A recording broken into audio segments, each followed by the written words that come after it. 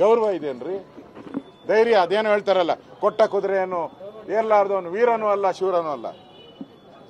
ಈಗ ಹೇಳ್ತೀರಾ ಕುದುರೆಗೆ ಲಗಾಮಿಲ್ಲ, ಕುದುರೆಗೆ ಮೇವಿಲ್ಲ, ಕುದುರೆಗೆ ಶೆಡ್ ಇಲ್ಲ, ಕುದುರೆಗೆ ಮೈ ತೊಳೆಯೋನಿಲ್ಲ, ಕುದುರೆಗೆ ಮಾಲಿಶ್ ಮಾಡೋನಿಲ್ಲ ಅಂತ ಹೇಳ್ತೀರಾ.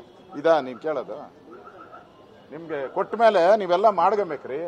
ನರೇಂದ್ರ ಮೋದಿ ಬಂದಾಗ ಹೆಂಗೆ ಫೈನಾನ್ಸ್ ಸ್ಟೇಟಸ್ ಹೆಂಗಾಗಿದೆ ಇವತ್ತು. ಕಾಂಗ್ರೆಸ್ ಇದ್ದಾಗ ನಮ್ಗೆ ಸ್ವಾತಂತ್ರ್ಯ ಬಂದಾಗ ನಮ್ಮ GDP ಏನಾಗಿತ್ತು ಆರ್ಥಿಕ ಪರಿಸ್ಥಿತಿ? ಸ್ವಾತಂತ್ರ್ಯ ಬರಕ್ಕೆ ಮುಂಚೆ ಬ್ರಿಟಿಷರು ಇದ್ದಾಗ ನಾವು ರಿಚೆಸ್ಟ್, ಭಾರತ ರಿಚೆಸ್ಟ್ ಇತ್ತು. ಕಾಂಗ್ರೆಸ್ ಬಂದು 50 ವರ್ಷ ನಮ್ಮನ್ನು ಪೂರ್ ಮಾಡಾಕ್ಬಿಟ್ಟು ನಮ್ಮ GDP ಪಾತಾಳಕ್ಕೆ ಹೋಗ್ಬಿಟ್ಟಿತ್ತು. ನಾವು 10ನೇ ಸ್ಥಾನದಲ್ಲೋ 15ನೇ ಸ್ಥಾನದಲ್ಲೋ ಇದ್ರಿ. ನಮ್ಮ ವರ್ಲ್ಡ್ ಎಕನಾಮಿಯಲ್ಲಿ ನಾವು 15-20ನೇ ಸ್ಥಾನಕ್ಕೆ ಇದ್ರಿ. ಈಗ ಮೋದಿಯವರು ಅದನ್ನ ಎಲ್ಲಿ ತಂದರು? ನಮ್ಮ ದೇಶನ ಆಳಿದಂಥ ಬ್ರಿಟಿಷರೇನಿದ್ರು ಅವ್ರಿಗಿಂತ ಒಂದು ಸ್ಟೆಪ್ ಮೇಲೆ ಇದ್ದೀರಿ. ಈಗ 5ನೇ ಸ್ಥಾನಕ್ಕೆ ಬಂದಿದ್ದೀರಿ. ಯಾರು? ಮೋದಿ.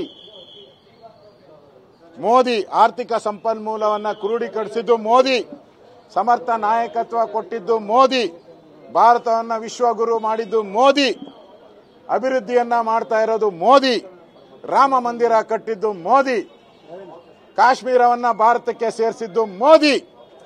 ಮೋದಿನೇ ಗೆಲ್ಲದು. ಖರ್ಗೆ ಸಾಹೇಬರು ಹೇಳಿದರೆ 400 ಸೀಟ್ ಬಿಜೆಪಿ ಬರುತ್ತೆ ಅಂತ. ಗೌರವ ಇದೆಯೇನ್ರಿ?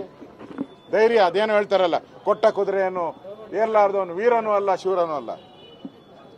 ಈಗ ಹೇಳ್ತೀರಾ ಕುದುರೆಗೆ ಲಗಾಮಿಲ್ಲ, ಕುದುರೆಗೆ ಮೇವಿಲ್ಲ, ಕುದುರೆಗೆ ಶೆಡ್ ಇಲ್ಲ, ಕುದುರೆಗೆ ಮೈ ತೊಳೆಯೋನಿಲ್ಲ, ಕುದುರೆಗೆ ಮಾಲಿಶ್ ಮಾಡೋನಿಲ್ಲ ಅಂತ ಹೇಳ್ತೀರಾ. ಇದಾ ನೀವು ಕೇಳೋದು? ನಿಮಗೆ ಕೊಟ್ಟ ಮೇಲೆ ನೀವೆಲ್ಲ ಮಾಡ್ಕೊಬೇಕ್ರಿ. ನರೇಂದ್ರ ಮೋದಿ ಬಂದಾಗ ಹೆಂಗೆ ಫೈನಾನ್ಸ್ ಸ್ಟೇಟಸ್ ಹೆಂಗಾಗಿದೆ ಇವತ್ತು.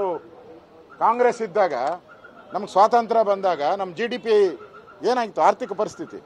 ಸ್ವಾತಂತ್ರ್ಯ ಬರಕ್ಕೆ ಮುಂಚೆ ಬ್ರಿಟಿಷರು ಇದ್ದಾಗ ನಾವು ರಿಚೆಸ್ಟ್, ಭಾರತ ರಿಚೆಸ್ಟ್ ಇತ್ತು. ಕಾಂಗ್ರೆಸ್ ಬಂದು 50 ವರ್ಷ ನಮ್ಮನ್ನು ಪೂರ್ ಮಾಡಾಕ್ಬಿಟ್ಟು ನಮ್ಮ GDP ಪಾತಾಳಕ್ಕೆ ಹೋಗ್ಬಿಟ್ಟಿತ್ತು. ನಾವು 10ನೇ ಸ್ಥಾನದಲ್ಲೋ 15ನೇ ಸ್ಥಾನದಲ್ಲೋ ಇದ್ರಿ. ನಮ್ಮ ವರ್ಲ್ಡ್ ಎಕನಾಮಿಯಲ್ಲಿ ನಾವು 15-20ನೇ ಸ್ಥಾನಕ್ಕೆ ಇದ್ರಿ. ಈಗ ಮೋದಿಯವರು ಅದನ್ನ ಎಲ್ಲಿ ತಂದರು? ನಮ್ಮ ದೇಶನ ಆಳಿದಂಥ ಬ್ರಿಟಿಷರೇನಿದ್ರು ಅವ್ರಿಗಿಂತ ಒಂದು ಸ್ಟೆಪ್ ಮೇಲೆ ಇದ್ದೀರಿ. ಈಗ 5ನೇ ಸ್ಥಾನಕ್ಕೆ ಬಂದಿದ್ದೀರಿ. ಯಾರು? ಮೋದಿ.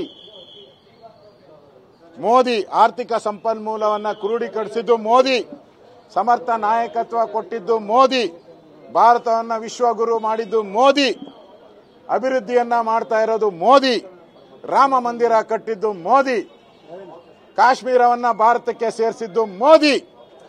ಮೋದಿನೇ ಗೆಲ್ಲದು. ಖರ್ಗೆ ಸಾಹೇಬರು ಹೇಳಿದರೆ 400 ಸೀಟ್ ಬಿಜೆಪಿ ಬರುತ್ತೆ ಅಂತ.